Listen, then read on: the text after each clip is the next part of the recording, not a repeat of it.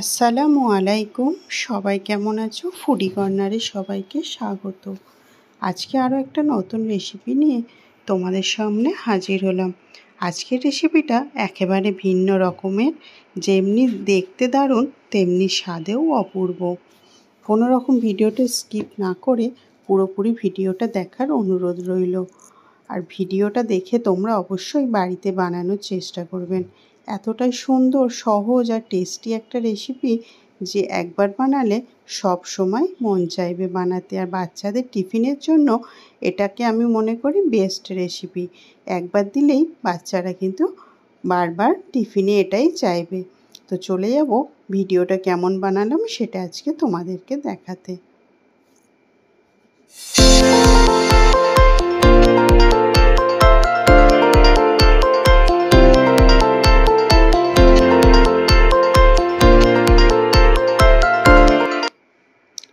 আজকের রেসিপিটা বানানোর জন্য এখানে আমার লাগবে সয়াবিন।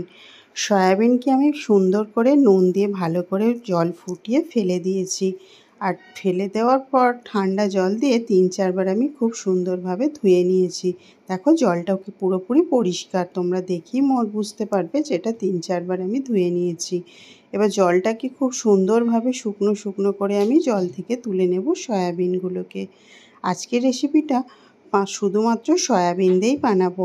আর এতটাই টেস্টি, এতটাই সুন্দর হয় যে মাংসের স্বাদকেও হার বানাবে আজকের এই রেসিপিটা। তো বন্ধুরা, ভিডিওটা পুরোপুরি দেখার অনুরোধ রইল। একটা মিক্সিং জার নিয়ে নিয়েছি, জারের মধ্যে সমস্ত সয়াবিনগুলোকে দিয়ে দিলাম আর সঙ্গে দিয়ে দিলাম 2টো কাঁচা লঙ্কা। দেখো ঠিক পেস্টটা আমি এইভাবে করেছি, তোমরাও কিন্তু এইভাবে পেস্টটা বানিয়ে নেবে। এত সুন্দর খেতে লাগে এই রেসিপিটা, বাচ্চাদের টিফিনে বা বড়রা যে কেউ পছন্দ করবে। সঙ্গে দিয়ে দিলাম পরিমাণ মতো নুন, দিয়ে দিলাম ভাজা জিরের গুঁড়ো, আর দিয়ে দিলাম 1/2 চামচের মতো হলুদ গুঁড়ো, আর দিলাম এটা চাট মশলা দিলাম 1/2 চামচ, আর দিয়ে দিলাম একটা ছোট চামচের 1 চামচের মতো গোলমরিচ গুঁড়ো। গোলমরিচটা কিন্তু এখানে অবশ্যই দিতে লাগবে। 1/2 চামচ দিয়ে দিলাম চিলি ফ্লেক্স, তোমরা কিন্তু এটা স্কিপ করেও যেতে পারো। দিয়ে দিলাম 1 চামচের মতো ডার্ক সয়া সস। সয়া সসটা কিন্তু অবশ্যই দেবার চেষ্টা করবে। এখানে আমি 1 চামচের মতো দিয়ে দিলাম চিজি গার্লিক মেয়োনিজ। তো যে কোনো মেয়োনিজ এখানে ব্যবহার করা যেতে পারে। মেয়োনিজটা দিলে স্বাদ অনেকটা বেড়ে যায়। 1/2 চামচ দিয়ে দিলাম গরম মশলা গুঁড়ো। সমস্ত উপকরণগুলোকে হাত দিয়ে খুব সুন্দরভাবে মাখিয়ে নিতে হবে যাতে পুরোপুরি মশলাটা সুন্দরভাবে মেখে যায়। 2টো আমি এখানে বড় সাইজের পাউরুটি নিয়ে নিয়েছি, আর এটাকে জলে ভিজিয়ে নরম করে নিয়ে এটাকে আমি সয়াবিনের সঙ্গে খুব সুন্দরভাবে মাখিয়ে নেব। আর দিয়ে দিলাম চালের গুঁড়ো, 4 চামচের 3 চামচ এখানে আমি চালের গুঁড়ো ব্যবহার করলাম। এখানে বাড়িয়ে কমিয়ে নেওয়া যেতে পারে, যার যেরকম প্রয়োজন সে সেরকম নিয়ে নেবে। আমার কিন্তু 3 চামচ দিতে এটা সুন্দর হয়ে গেছে। এবারে হাতের সাহায্যে গোল গোল শেপ দিয়ে নেব। খুব বেশি সময়ও লাগে না আর অনেক কিছু উপকরণও লাগে না। আমি কিন্তু এখানে কোনো তেল দিলাম না, তেল ছাড়াই এটাকে আমি গোল গোল করে বানিয়ে নিলাম।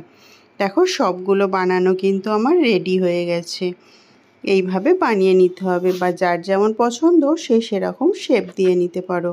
এখানে আমি একটা ব্যাটার রেডি করে নেব, আর ব্যাটারটা রেডি করার জন্য আমি 2 থেকে 3 চামচের মতো ময়দা নিয়ে নিয়েছি। আর পরিমাণ মতো একটু জল নিয়ে একটা ঘন ব্যাটার রেডি করে নেব।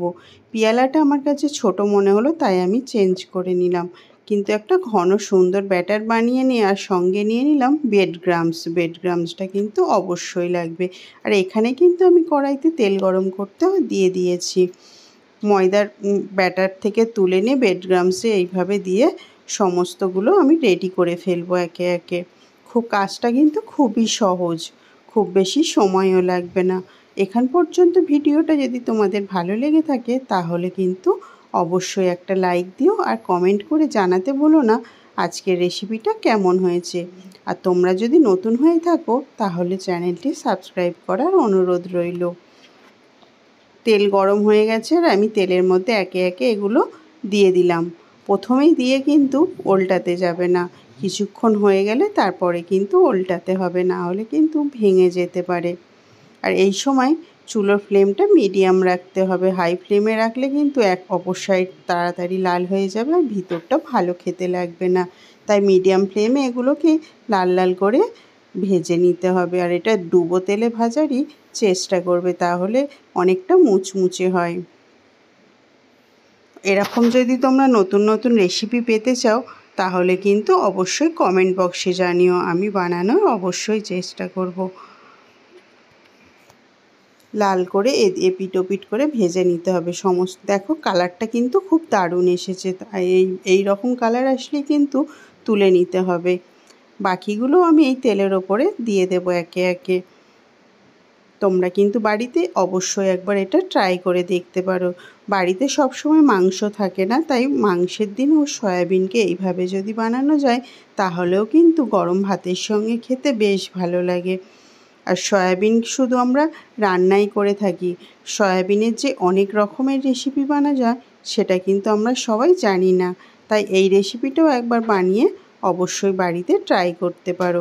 সমস্ত সয়াবিনের ললিপপগুলো এখানে ভাজা রেডি হয়ে গেছে। আজকের এই রেসিপিটার নাম দিলাম আমি সয়াবিনের ললিপপ। তোমরা কী নাম দিলে ভালো হয় সেটা অবশ্যই কমেন্ট বক্সে জানিও। ভাজার পর এরকম আইসক্রিম স্টিক নিয়ে সুন্দরভাবে যদি একটা প্লেটের ওপরে এইভাবে রেখে পরিবেশন করা যায় তাহলে কার না খেতে ভালো লাগে। খাবার যদি দেখতে ভালো লাগে সেই খাবার কিন্তু আমাদের খেতেও ভালো লাগে।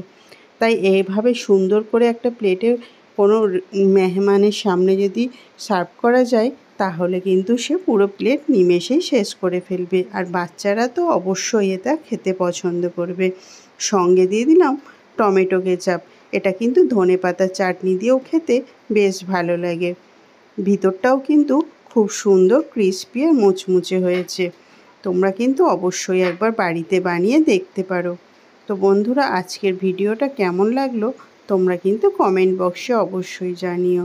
আর এরকম নতুন নতুন ভিডিও পেতে চ্যানেলটিকে সাবস্ক্রাইব করার অনুরোধ রইল, যাতে ভিডিও দেওয়া মাত্রই তোমাদের কাছে নোটিফিকেশান পৌঁছে যায়।